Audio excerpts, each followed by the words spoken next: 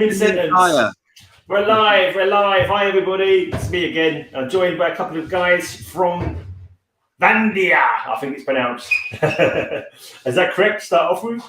That's not far off. Yeah, it's pretty much it's Vandr. Say hello to, well, not just joined by us. There's cats as well. My cat is around somewhere too. I apologise. Pretty sure she'll join us. We're very pro cat on this channel. Yeah. In fact, I'm doing a podcast later. I do a 50s rock and roll podcast with my dad once a month, and his name is Catman Jack. So yeah, we're definitely pro cats on this channel. So anyway, so let's introduce yourselves. So is it Jyoti and Grits? Is it? Are you two founding members? Yeah. So I pronounce it Jyoti. I know the proper kind of Indian pronunciation is Jyoti, but you know, kind of in a kind of anglicised way. But yeah, that's me. And then there's obviously we've got Rich here as well. I'll let him introduce himself. My name is Grits. I play bass. Cool. And what do you do, Jyoti? Oh yeah, so I guitars and the synths. Basically, I'm like a pound stretcher Ishan from Emperor, basically. At the moment. That's a little bit harsh, I think. Yeah. Self-deprecation. We don't mind a bit of self-deprecation as well. It's better than being a big head anyway, yeah. But so what's the name? Your like your own pseudonyms for band members. What's the story behind them? Just because it's the black metal way to go, or is it like just your nicknames anyway? Partially, yeah. I mean, I did think of coming on here tonight in full corpse paint, but thought better of it. Yeah, Rich it would have been fine. But yeah, kind of. Yeah, we do go down the pseudonym route. Kind of mine is Gallus, which was like the Mesopotamian kind of demon which dragged souls into the underworld, and it was just kind of one of those things that, yeah, it is the black metal thing to do. But it's just like kind of cool. You know, we don't really. It's not just black metal, though, is it? It's not just black metal. So many other, absolutely. You know, like Square Pushers, Eminem. Yeah. I mean, the difference with Rich is that he's had his pseudonym Grits for 30 years, probably. So I've played in a few bands before, but always on drums. Right. What prompted the change then from drums to bass? I'm not really sure. Easy to practice. It's more fun. It's more fun being a bass player. Certainly. Right. I think coming out from behind the kit, like in roaming the stage. It's just hard, man. You have to like, all the time. Yeah. And be like really fast and really awesome, and bass is just so much easier. Is bass like the Skyver in the band then? It's basically skiving. You just like you've only got 4 strings as well. It's kind of like it's just how many of those 4 strings do you play as well? I always see the bassist in death metal as a little bit like the rug from the Big Lebowski. You know, it just ties the band together. Okay. Yeah. I mean, we've got some fairly kind of. Or when you do get to listen to the album when it comes out and stuff, there are some like kind of fairly obvious influences in there, and kind of it's quite unusual sometimes for black metal for the bass to be so high in the mix. Right, yeah, for the thinner sound, don't they? Thanks, Jyoti. I love you. Yeah. I mean, it's great playing, and kind of you can't underestimate. Rich is a fantastic drummer, but he's also an exceptionally good bass player as well, far better than me. And kind of, and so we've got some kind of, I'm going to drop some names. So I'd say his style is somewhere between Steve Harris and Steve DiGiorgio, the 2 golden Steves of metal, in my opinion. Absolutely true. Absolutely true. If I was to any 2 people, it's does that lead also, like being a drummer previously, does that lead to when you've got another drummer in the band now, or if you're going to get another drummer in, does that lead to like arguments or saying no, you should drum it like this, or does it lead to a better understanding between the 2 of you because you know the drums? It's not really my business on the drums, just so long as we're kind of communicating efficiently and what's been written is being represented accurately, then right. That's cool. I'm never going to get in another man's drumming grill. Yeah. Say, hey, Doing like this. That's Viking talk. Absolutely. Yeah. What I will say is the drummer we have kind of recruited for this band. We can't say too much at this point in time, but kind of we will make an announcement in due course. But he's very, very good, and he's got a fairly decent reputation himself. And Rich, back in the day, had a kind of fairly decent reputation as well. Was arguably one of the fastest drummers in certainly in the UK. If not the world. And the guy we brought in is very much someone who can kind of like cope with that and very much I'd say that. He can bring the thunder. Not be kind of intimidated or whatever. So that kind of it's really kind of, and plus kind of me and Rich are just very, very good mates, and we like and I want him up there at the front on the monitors with me, to be honest, and kind of kind of rocking out. It's it'll be fun. Yeah, cool. Yeah. Well, that's kind of like coming from behind the kit. I am going to have my foot on monitors, heads, perhaps. Who knows? Were you swinging your guitar around like all around the shoulder, like on the strap, like Steve Vai? Yeah. Because drummers are kind of like, is it a different temperament? It's got to be a different temperament coming from behind the kit to being in front of it. Well, I have played guitar in a couple of heavy bands, and I have played bass in a dub band ages ago. But as far as playing live goes, just anything where you can just move around. Yeah. I'm going to take full advantage of it. Full advantage. Cool. I normally start off, the first question I normally ask is what's in a name, because Vandr, where did it come from? And also, was you not called Human for like a brief second? What happened? We were called Human. Actually, today is I checked it out, actually. Today is the first anniversary of the first track we put out as Human, actually. Which seems to have disappeared. But that came out about a year ago. And the story behind that is that me and Rich, it was just me and Rich at first. We were kind of playing tech death. We were playing technical death metal at that point in time, and we come from that background. And the Human thing was just a really, really, really obvious reference to the band Death. And the album Human, as we said, Steve DiGiorgio is a big influence. Chuck Schuldiner, massive influence on me as a guitarist. And it was kind of one of those things. It was kind of started out as a fun project sort of thing, and then kind of went from there. Now, when we decide, sorry, Rich has come back on. It was just asking about the Human link, why we were called Human, and now we're changed our name to Vandr. Yep. And we kind of thought that Vandr kind of we started going. It was kind of a lockdown, kind of forced us to take a slightly different approach to writing the music, I think. Yeah, and do it more online. Much more online stuff, much less jam orientated, kind of writing style, and from there, and kind of. I got kind of pulled in to like the kind of local black metal scene, and it started influencing me quite a lot. Kind of all the different sorts of things, and we just ended up with the kind of what we've got today, and we needed a name that suited that. Now, Vandr, it's an Old Norse word. It's kind of got a couple of different meanings. One is kind of the main one is kind of like malevolent. It's like a kind of idea, more of kind of an idea, like malevolent evil sort of thing, or it can also mean wanderer as well. So kind of that kind of fit, fits where we are and what we're doing and what we're about at the moment. To see. Can I get you to carry on while I let the cat out, because the cat's meowing loud. I don't know if you can hear it. I'll let the cat out while you carry on with that question. I'll be back in a second. Yeah, I mean, I think that's about right, don't you, Rich? Absolutely, yeah. I mean, it was the death reference, wasn't it, really, that led us down that path.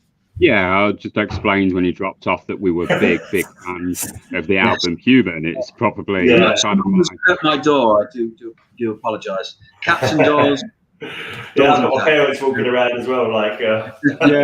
My cat is just sat just behind me now, actually. Or one of the cats that lives here.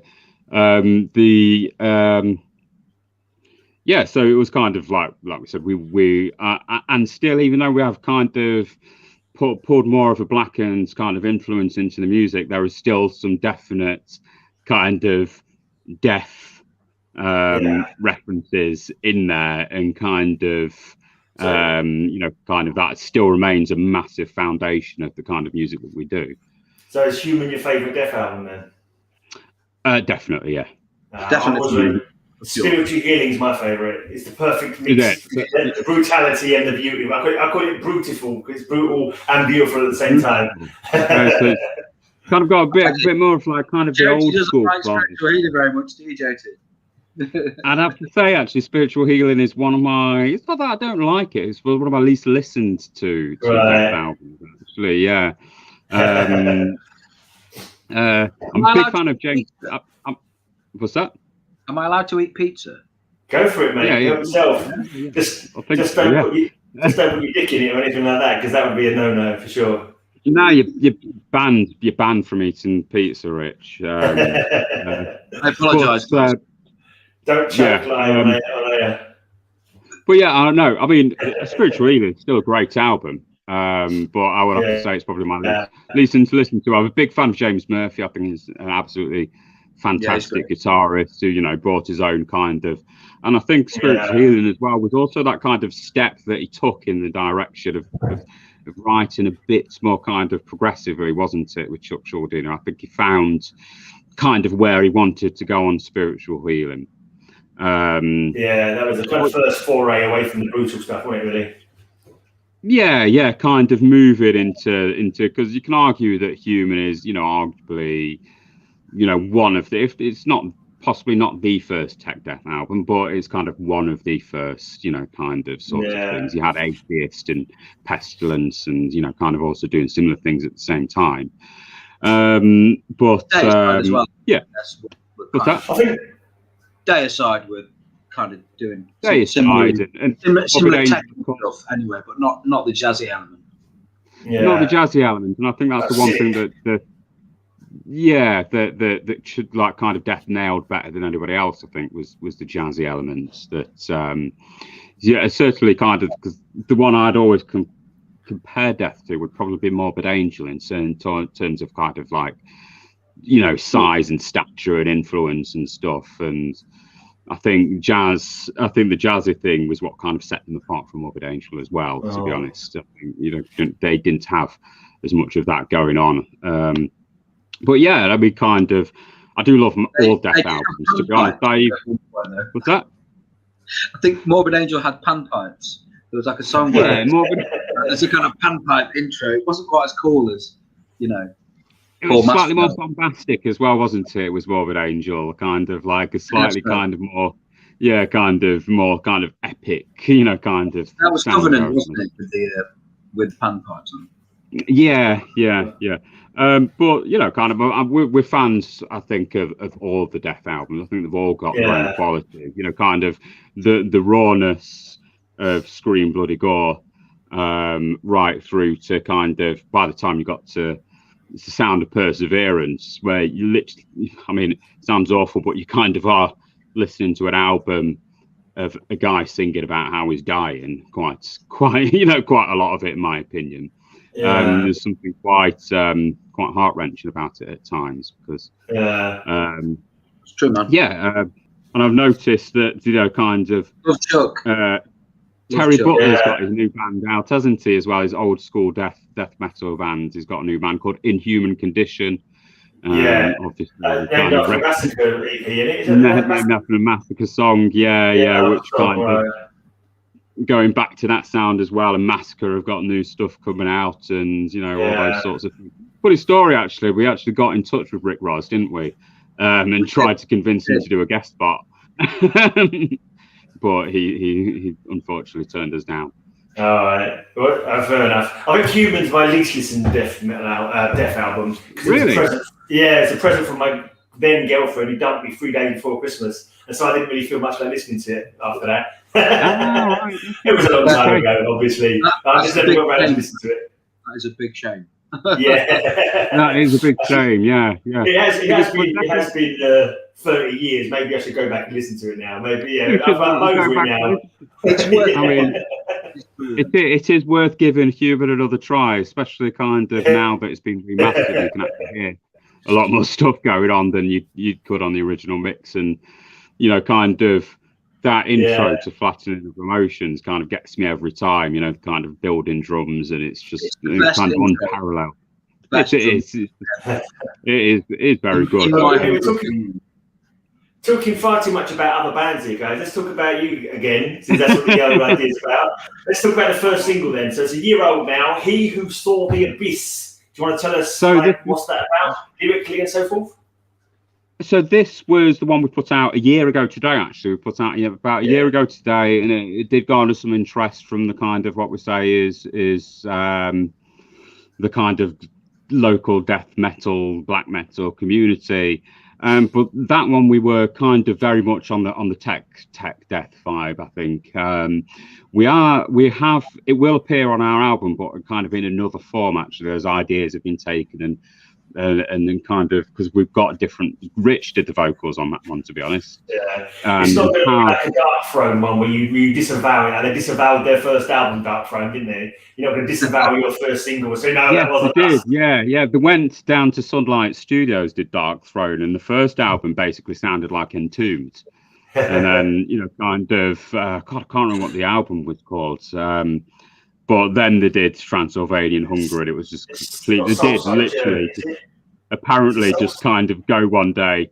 Oh, I don't like this anymore. This isn't what we want to do, and just ditch the whole thing. We haven't quite done that. We still have a lot of those ideas. We might still release some of them under the name Human, some of the more proggy, techier things. To be honest, so there's some stuff. 2 bands, two projects.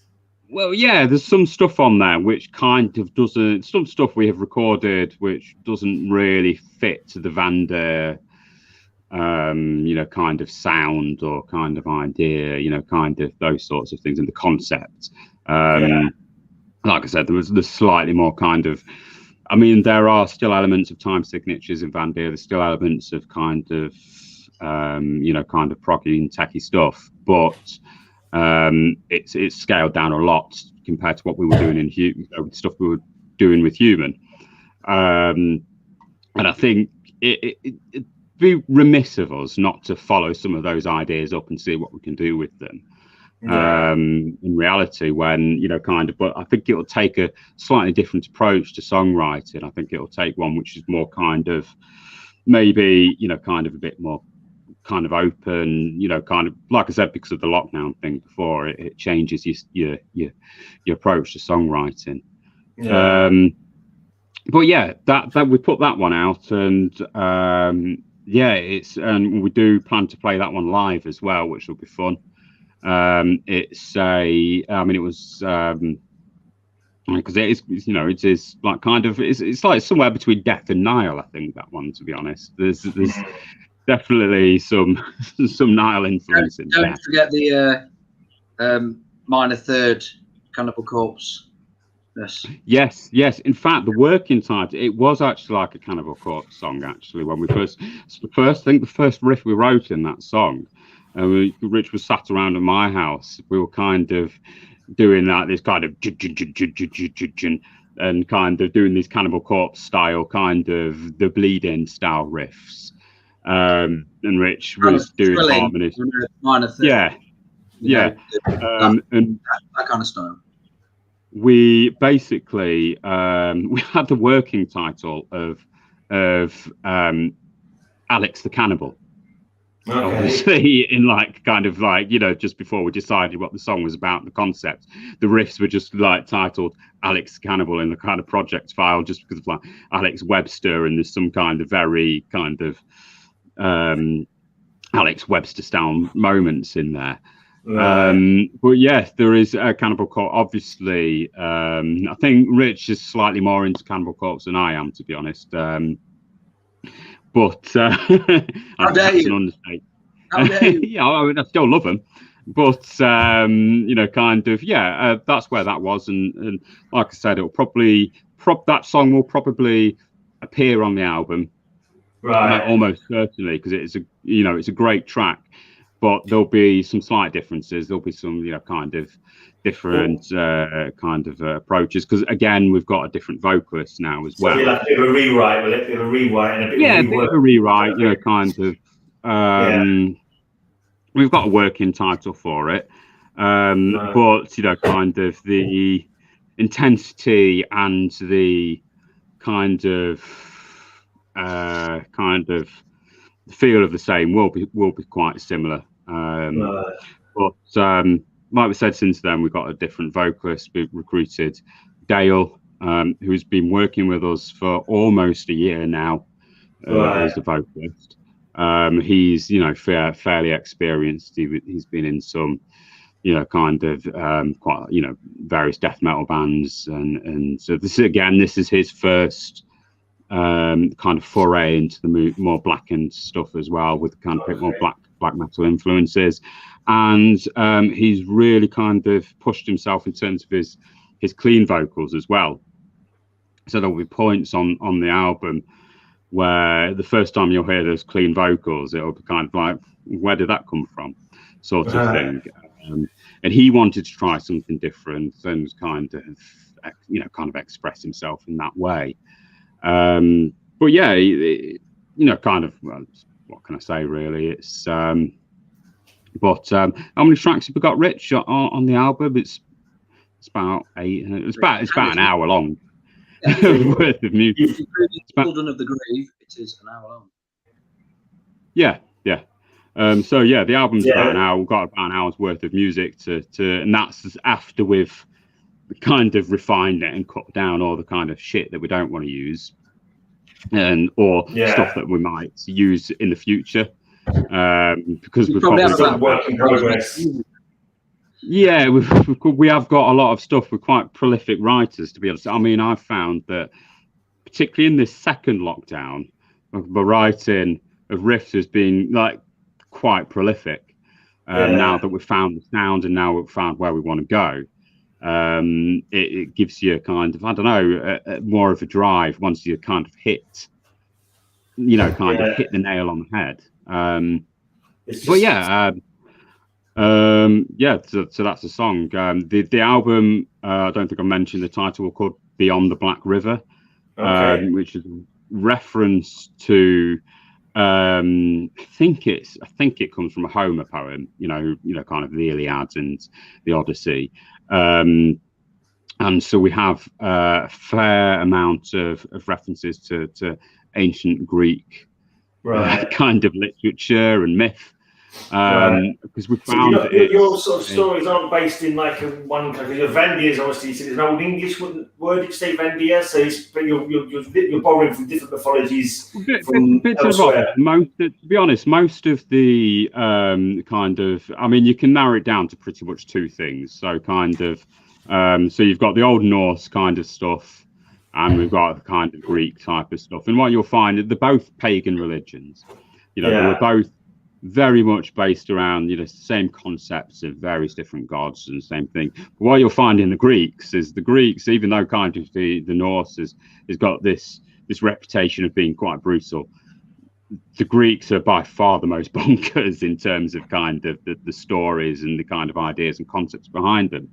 So we've got a few different kind of songs which take that into account.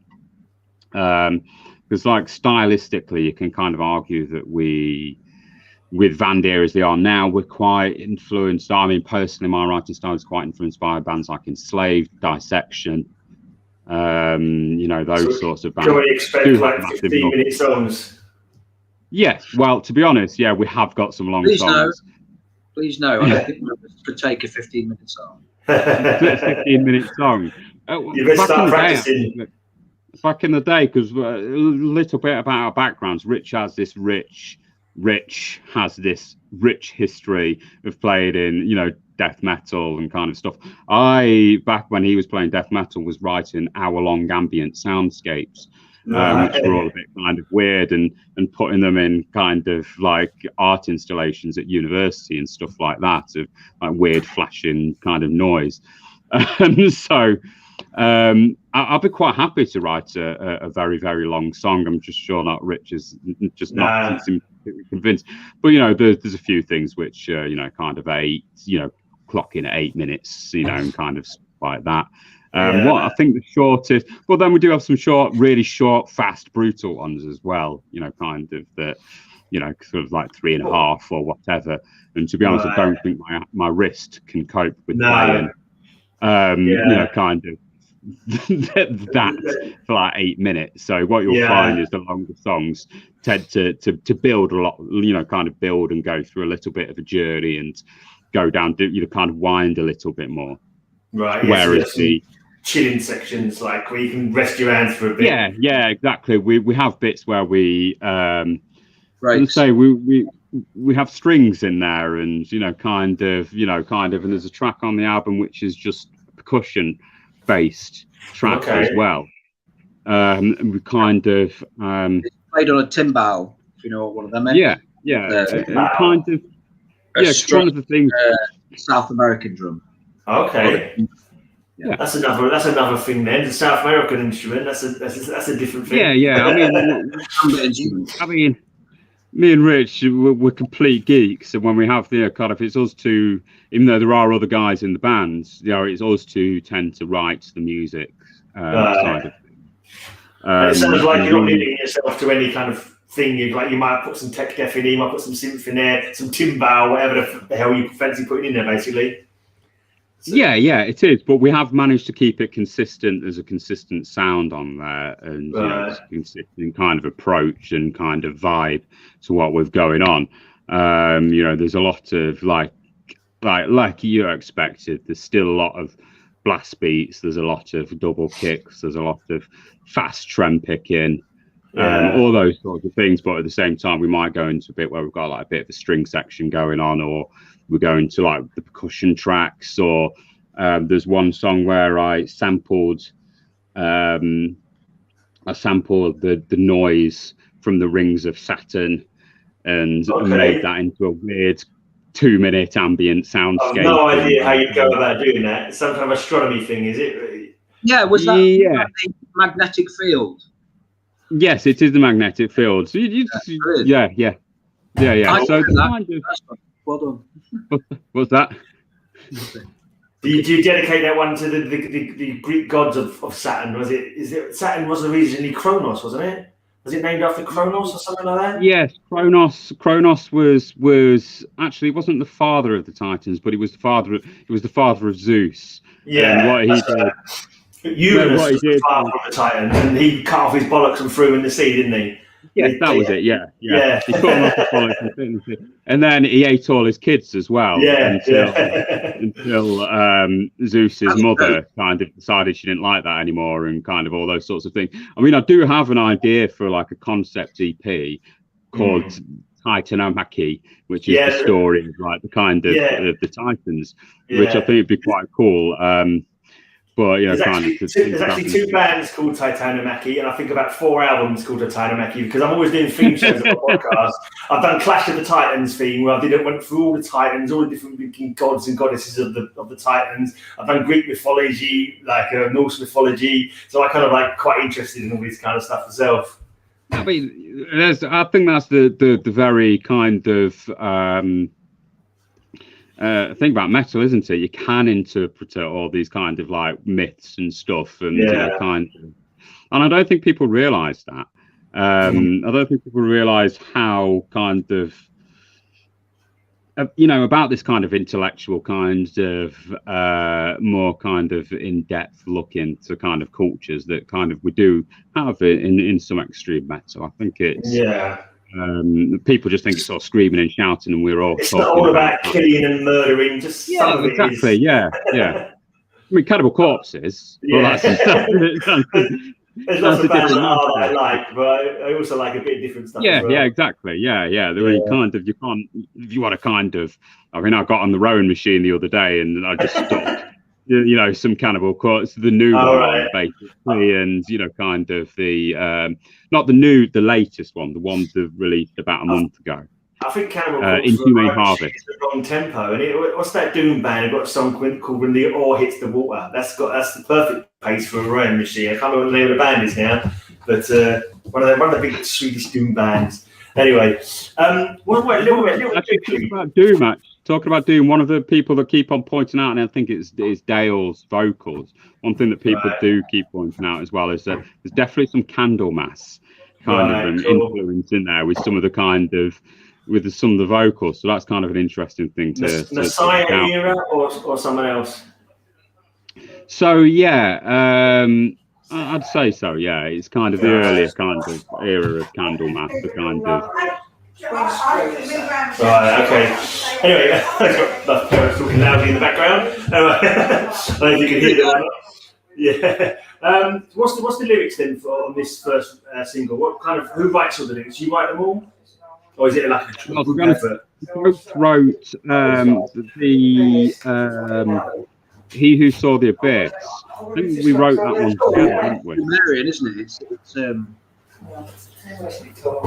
mean, some of the lines from that were taken directly from the Epic of Gilgamesh. Right. And again, going down that kind of, you know, kind of tapping into the myths and legends kind of roots.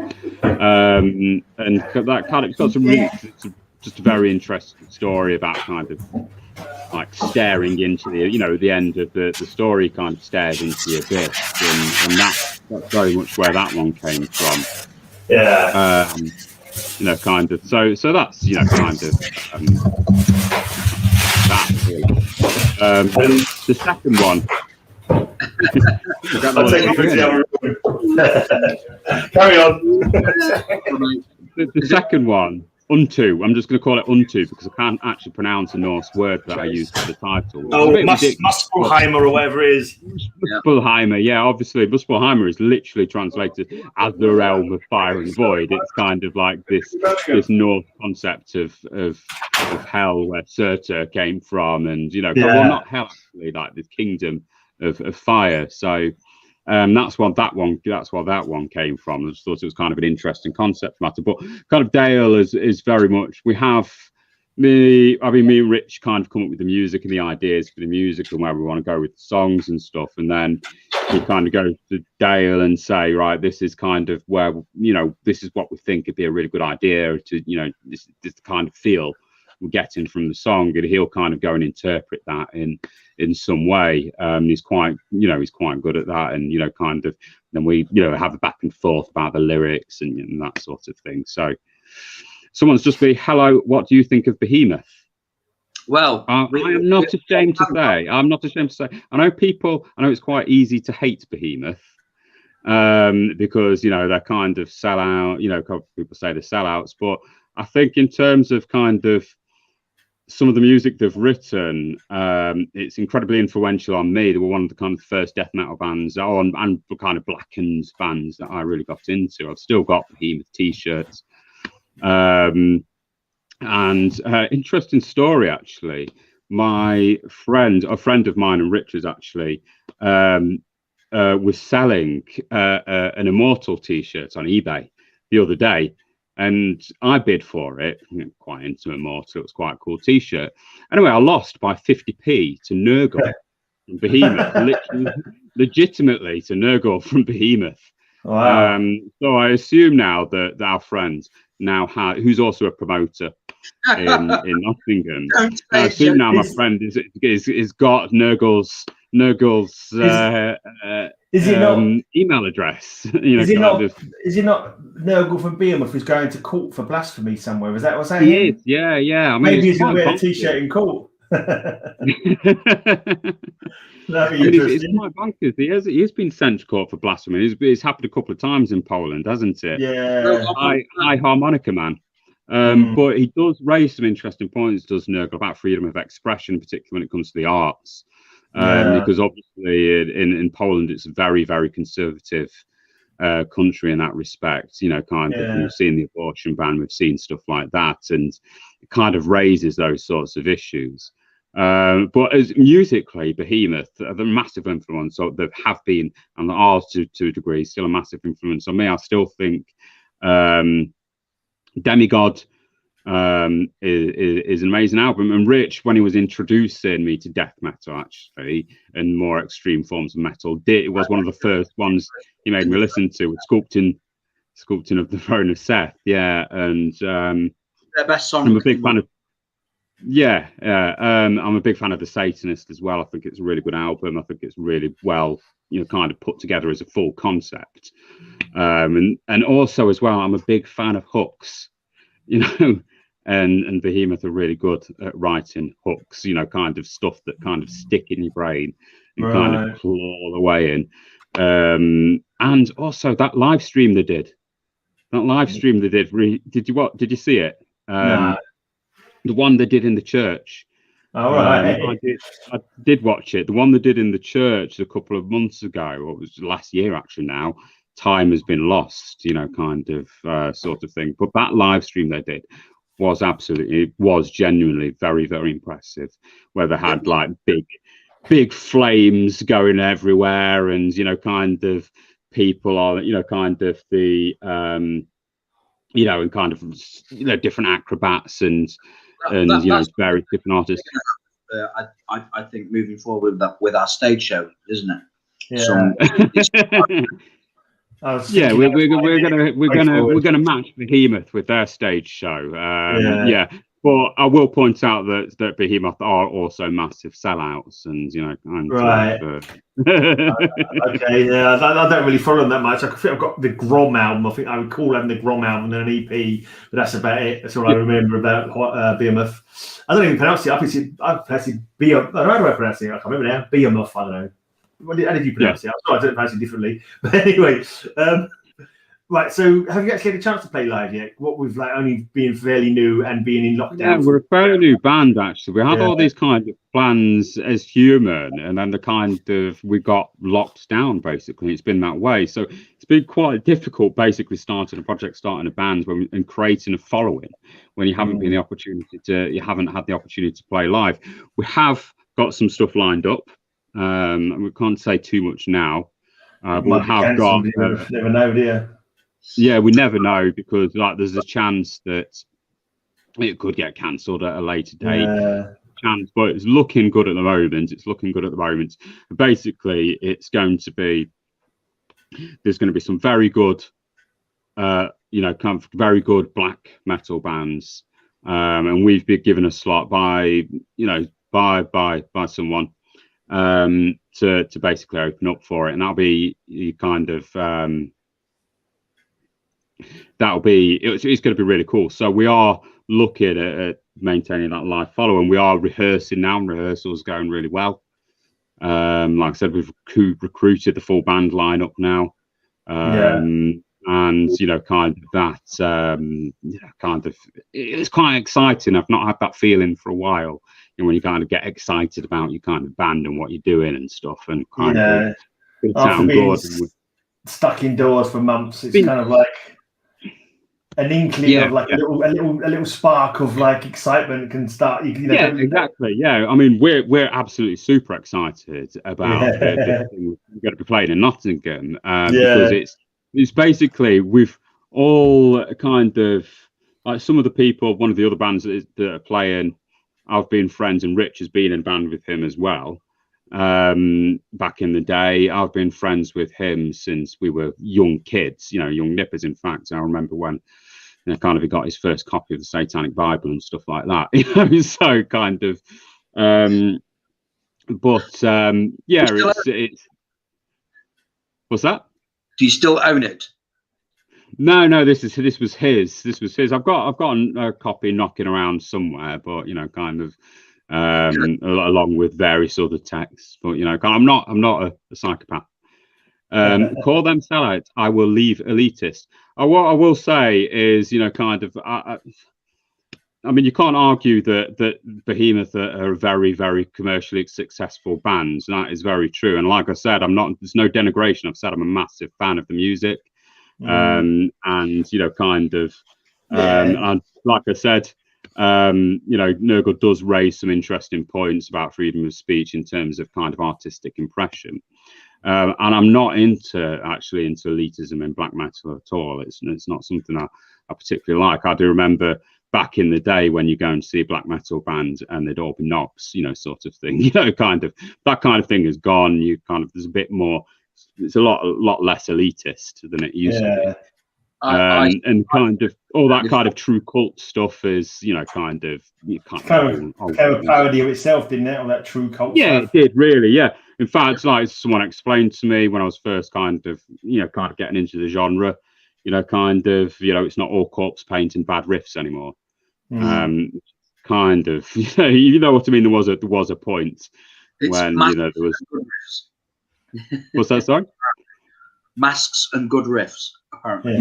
Masks and good riffs. Yeah, everybody wears masks now, and and lots of people wear cloaks instead. Like cultists, don't they? A lot of bands. But it's just like any genre, and metal in general, it evolves all the time. New things will come. Yeah, and I think that's one of the brilliant things about it. Well, all those kind of. So what I'm saying that about yourself, according anyway, you've stirred the pot there, Jyoti. Other people have got different opinions, Aidan. That's the thing, man. Everyone's got their own opinions. Of course. I mean, anyway, like I said, I am a fan of Behemoth, the stuff that they have done. So kind of, and like, it's funny that someone decided to focus on the negative kind of points that I pointed out there, rather than all the good things I said about them. I've been mostly talking positive about. Yeah, true. Yeah. I'd say so. I'd say so. Horns up to where for lunchtime. Give me a super chat. Cheers, mate. Anyway, let's talk about the album, because you see it's coming soon. Have you had like label interest? When can we expect it to pop up? We've got some plans for a label. There's a couple of kind of fairly underground but decent labels, kind of stuff, people that put good things out and kind of are interested, that work with other friends of ours as well, have been really, really super useful. What I will say about the kind of underground scene around the East Midland, Nottingham and Derby, is it's basically the same thing, kind of same scene. Is that lots of people are absolutely super really, really helpful, really support each other and kind of point you in the right direction of that. There's quite a lot of gratitude. So we are looking at labels, and we are demoing things. Worst comes to worst, we can put stuff out on our own. We obviously put Unto out on various different streaming platforms, and that's been really, really successful. Like for underground kind of kind of no label metal. It's we've been really surprised. We're clocking up. It might not sound like a lot, but we're clocking up 1,000 streams a week, and it all builds up. That's good. That's decent. I think I played it a couple of times on my podcast, and I played it in my vidcast last week, and everyone who was, I think I played it on my Hangout actually, and everyone who was there was like, "Yeah, this is a cool song, man." So everyone who listened to it enjoyed it. We're probably going to play out of it at the end as well, if that's okay with you guys. We'll play that. That's absolutely cool. And again, back to the Behemoth link, it's very much inspired by kind of what they were doing on the Satanist. But kind of. So we've got the album. We have got some interest. Worst comes to worst, we have the artwork now as well, which is I'm really, really happy with it. Again, it's a local artist we've used. She calls herself The Female. She's done a few other people's artwork and stuff. In fact, she did this T-shirt. Right. You can see it there. Yeah. Just about make it out. So I'm gonna put you on big screen. What the hell am I doing? I forgot that I can make my people in big screen. There we go. Yeah. I know that's quite a hard, kind of quite a hard image to make out there. Like a priestess. The priestess was skull. I couldn't quite tell what it was. Looks all right though. Yeah. But that's from a band called another band called Abduction, who are very good friends of ours, like I said before. So we have kind of all the stuff's kind of ready to go. We just got to do a bit of tracking here and there, with some drum tracking still to do, and little niggles, I'd say, and getting the final mix, that all important final mix, and knowing when to. And the hardest thing for any kind of musician is knowing when to finally let it go, finally just say, here's my baby. We need to actually kind of release it into the wild.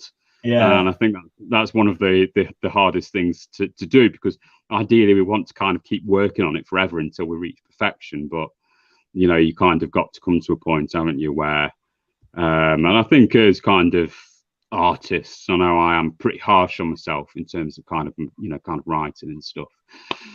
So you're always seeking, to kind of get better. But I'm pretty excited about it, to be honest. It should be quite good. We should get a decent response. It'll certainly be out at some point within the next couple of months. Like we said, we've got a couple of labels looking at it.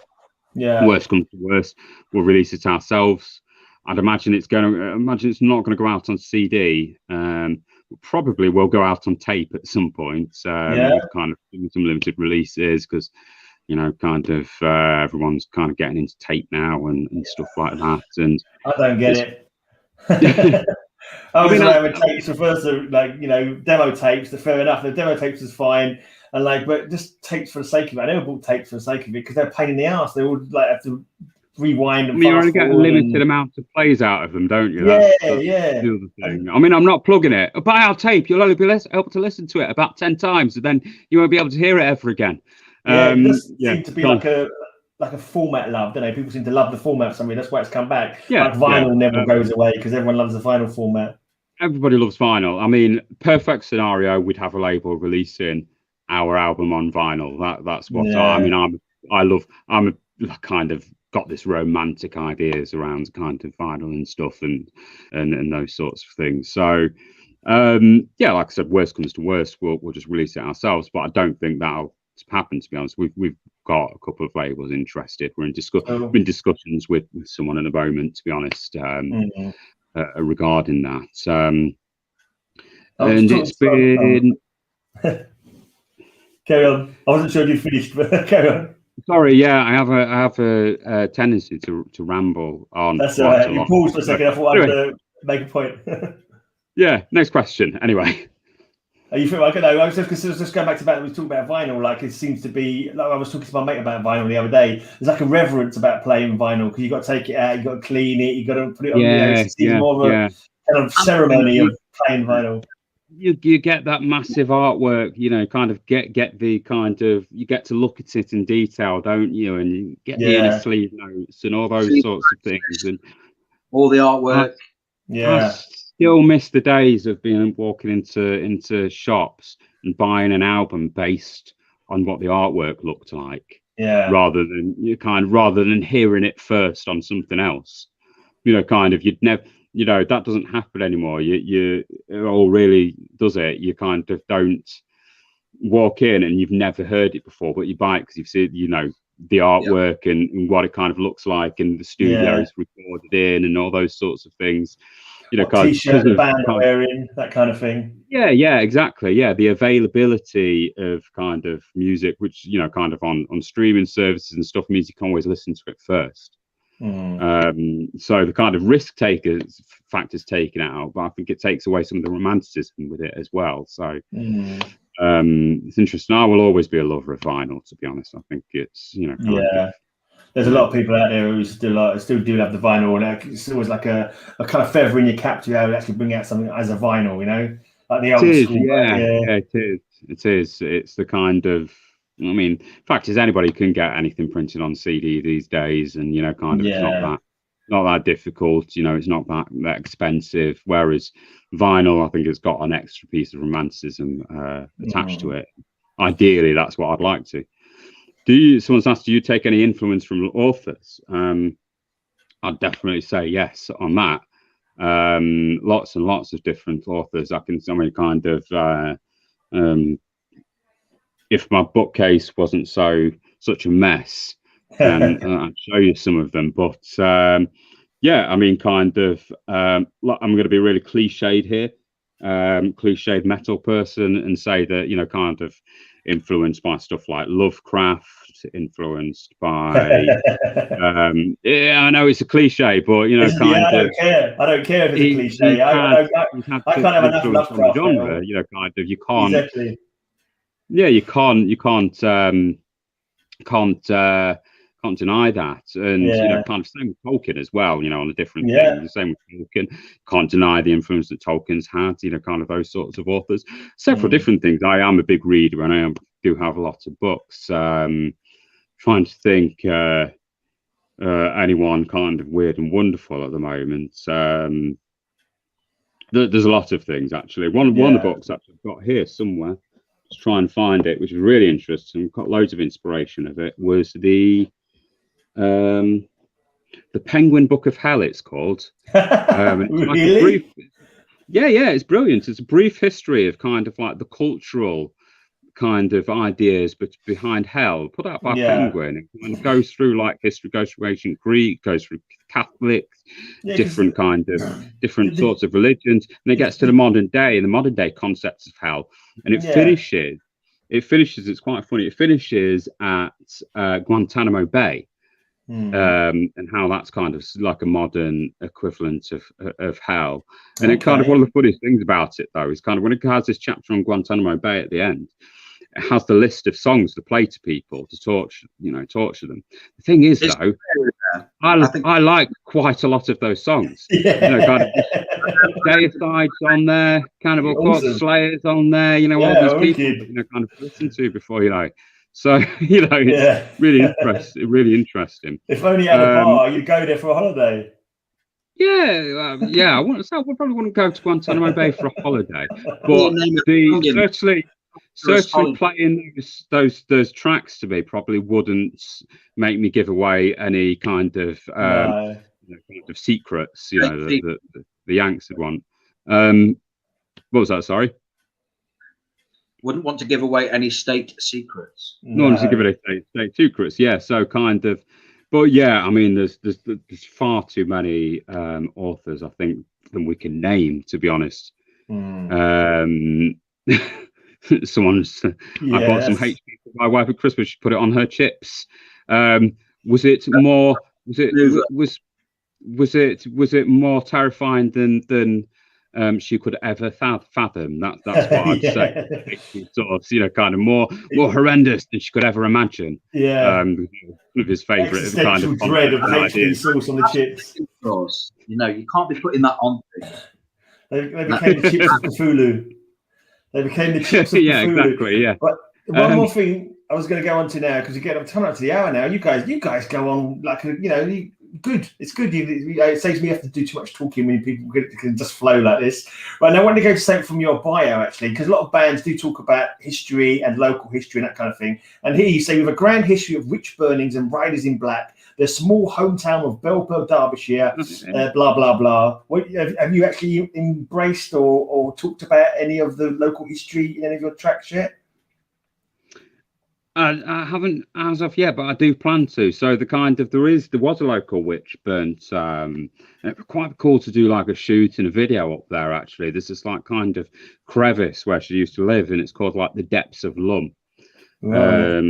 And like, she was burnt there at some point in the whatever century it was, but I can't remember off the top of my head. The local historian sent some stuff over there. That sounds like the start of a horror movie.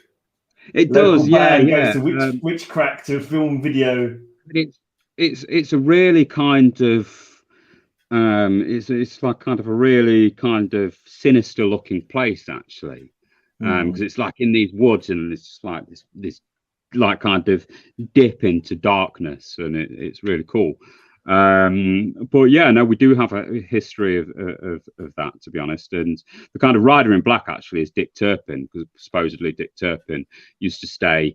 He was a rider in black, to be honest. I'd like to imagine more like the Ring Wraiths or kind of Nazgul or whatever kind of riders in black. But I think it was Dale who wrote that. But it was yeah, apparently it's one of his favourite spots. You know, kind of. But the witch burning stuff, I have got some local texts which I got a local historian to seek out for me, and he got them and scanned them and sent them over in this really old book, like a kind of story, the story of what happened and stuff. It's quite cool. So she was called. I'm trying to remember what she was called now. It'll come to me, but yes, we are from Belper, which is a Derbyshire town, kind of rural Derbyshire town. There's lots of woods. There's lots of kind of, you know, those sorts of, you know, kind of, they're not too far from the peaks and stuff like that. It probably does have an influence on the music to some degree. You know, kind of, that's the one thing I think we've got in common with the kind of Norwegians, is kind of like the kind of hanging around in the kind of woods and stuff like that. In fact, my friend who bought me a guitar strap for Christmas, he said he went in and said to the guy behind the counter, he said, "Oh, I've got a mate who likes to hang around in the woods and kind of write songs about it. Can you give me this can you give me some stuff for him?" And he gave me this kind of runic kind of guitar, which is pretty cool, to be honest. So but yeah, no, I mean, I have a great affinity with where I live. I really love where I live, to be honest, and I love the kind of the landscape and those sorts of things. So they do certainly have their influence on me personally, and that probably is translated in the music. Yeah, so local history and geography, all something that's sort of interesting, eh? Yeah. Well, I mean, we've got a rich local history here, to be honest. We were one of the first places to the Industrial Revolution started here, like literally at the mill down at the bottom of the road from me. It was like one of the first mills, and obviously that had a massive impact on the world, hasn't it? So we actually live in a World Heritage Site. The town that me and Rich come from, that we live in, is actually got the same status as the Great Pyramid at Giza. Okay. You know, kind of. You know, kind of. Yeah. Oh, and that's another big influence, obviously, is the kind of Egyptians and the bonkers stuff in that, and the kind of Book of the Dead and all those sorts of things. But, you know, kind of, I think Nile have got a monopoly on it, haven't they? Yeah, slightly, yeah. It was kind of, I think if you write too much about Egypt, then kind of you might have Carl Sanders knocking on your door. Yeah, send me nasty letters. Yeah, although it seems like a bit of a dude, to be honest, from what I've seen. But, you know, kind of, I don't think that'd happen, but, you know, kind of like to imagine that. Yeah. My favourite story about Nile was they came over to England, and my mates from Gorrotti played with them. On the last night of the tour, they wrapped his drummer up in bog paper so he looked like a mummy, and he came on the stage while they were playing. That's quite funny, actually. Well, is the drummer John?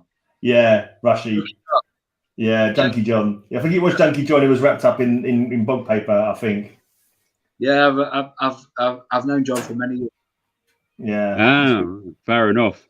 Well, was it you who saw Niall and somebody lobbed the drumstick back at George Calio? Yeah. They played in Derby, and end of the gig, threw his stick, and then someone just battered it back at him. I was like, "Oh, that's we got that stick." Yeah. A bit weird. It must have hit me in the eye or something. He was like, "Oh fuck!" I don't know why you do that. Like this, which is fair enough. Really. Yeah. I bet that's the only time that's ever happened to him. Like, you know, most people, I think, would, most metal fans would cherish George Clyde drumsticks, wouldn't they? Kind of. You think so? Not in Derby. Not in Derby. Don't leave your fucking sticks lying around. Take it back. Yeah. Take them out with you. Yeah. Right, I come to the hour now, guys, and I've got a Chinese waiting for me in the other room, so I best finish it up here. It's been great hanging out with you and chatting with you. And I'm doing loads of shit on my channel. I do like a Friday night heavy metal hangout if you want to come on there sometime and hang out and just talk all kinds of shit. And you know, if you've got any new stuff out, send me MP3 so I can play it, or any other videos, I can play them on my vidcasts. and we'll play out with your track, shall we? Yes, yeah. I mean, we have, by the way, just a little plug. We have a cover of "Children of the Grave." It's just a bit of a fun cover, which we put together whilst recording the album and stuff. Yeah. That coming out on April the 1st, so kind of people can kind of look out for that, and kind of a heavier take on it. We've been fairly faithful to the original song, but kind of. So many covers of Black Sabbath. I remember when I went to see Black Sabbath, I didn't really know that I did like a best of, but I knew all their songs from the cover versions that I've heard of all their songs. And I was like, oh yeah, I know this was covered by so and so. Oh yeah, I know this one. This was covered by Thinking Bob. It was such an influential band, and who doesn't love their stuff? I mean, where would we be without Black Sabbath? We wouldn't be sitting here, kind of, would we? Wouldn't be sitting here talking about music, kind of influenced by Satan or kind of the pyramids or Witchburn or whatever. Kind of that wouldn't happen. But there weren't no blast beats of Black Sabbath songs, and that's the difference with our cover.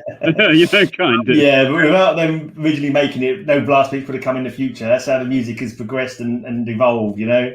But they're like the first fish to climb out of the sea onto land. Yeah. And we're all better for it. Definitely. Kind of. Anyway, it's been great being on. And it's been cool.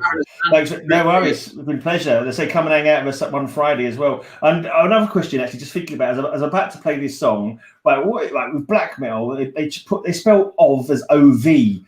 Does that make pronunciation different? Because I know whenever I'm doing a podcast, I would introduce it as "Unto Muspelheim of the realm of fire and void." Am I supposed to say "ov" or "of"? Of is like of, isn't it? It's like a harshness. I mean, there's about 6 songs with the word "of" coming up on the album. To be honest, I may be over-oved. And there's certain song titles. I'm thinking about it, but it seems to be kind of. It is a black metal thing. It's just solely seems to be black metal or blackened death or whatever you want to call it. It's all good fun anyway. It's all cool. Kind of is part of your persona, isn't it? Yeah. And kind of and that. And I think that's one of the things as a good word. What's that? Unto as well as a good word. Yeah, there is. Yeah, I mean. I think that's one of the things that is kind of fun about black metal. Really, is you get to adopt these kind of personas, and kind of, almost become like another person when you're doing your stuff, and kind of. I think it's always been kind of death metal's more serious cousin, hasn't it? But has now kind of become a thing on its own, and you're allowed to have fun these days, even. Which you never were before, and kind of you had to go and burn down some churches and stuff like that. But that's all gone out the window. That's always my fear. Like I haven't done a massive amount of interviews, but I'm always got to feel like one day I'll do a black metal band interview and none of them want to say anything. Like give you one word answers and shit like that. Or turn out to be an actual Nazi. Or, kind of something ridiculous like that. Kind of, or whereas we won't shut the fuck up. To get us going. You didn't even let Grits get a word in edgeways, hardly. You should meet him. You should meet him in real life. You should meet him in real life. I think we should let him finish off. We'll let him do the last word. Okay, we'll let Rich finish off. Yeah. But cheers for making it so easy for me. Thank you for having me. I hope you enjoyed the song. What are you playing? Unto Muspelheim of the realm of fire and void. Great. Yeah, let's go. Cheers, guys. I love that word. I love the word void as well. I love the word void. That would be the Lovecraft thing, to be honest. Void. Kind of. Anyway. I didn't even try and pronounce it. So. You're gonna have to pronounce it. Someone's gonna have to pronounce it when you do the songs live. So you best start practicing. That's Dale's job. That's Dale's job. All we have to do is stand there and look serious, kind of. Yeah. What's actually talking about? Are you actually planning on wearing corpse paint or any kind of? We were talking earlier about people wearing masks and cloaks and so forth. Any plans for your? Yeah. Or watch this space? We will have a stage show. It won't be corpse paint. Kind of. But I mean, kind of. I will tending to be wearing kind of probably some sort of at least half of my face covered with a black mask. Not like a face mask, like a COVID. No, we won't be doing a COVID mask. But you know, kind of, we both got some idea. We're kind of working on that, and you know, kind of this, you know, there'll be lots of smoke machines and lots of strobes, and you know, kind of into, because we've got kind of lots of, you know, kind of lighting and stuff at our disposal, so we can use that. And yeah, I mean, I probably will wear makeup. It won't be full corpse paint, but you know, any excuse to get a bit. Would there be any big titted leather nuns on stage? What's that? Sorry. Pay for them. Good, yes. Yeah, you pay for them. Yeah. Now I said there would be any big titted leather nuns on stage. Probably not. To be honest, yeah. Bit sexist. Pay for them. Yeah. Anyway, we're gonna play out of this track. Cheers for coming on, guys. I can hear my cheeky chow main's calling me. Talk to you soon. Enjoy. Cheers. Bye.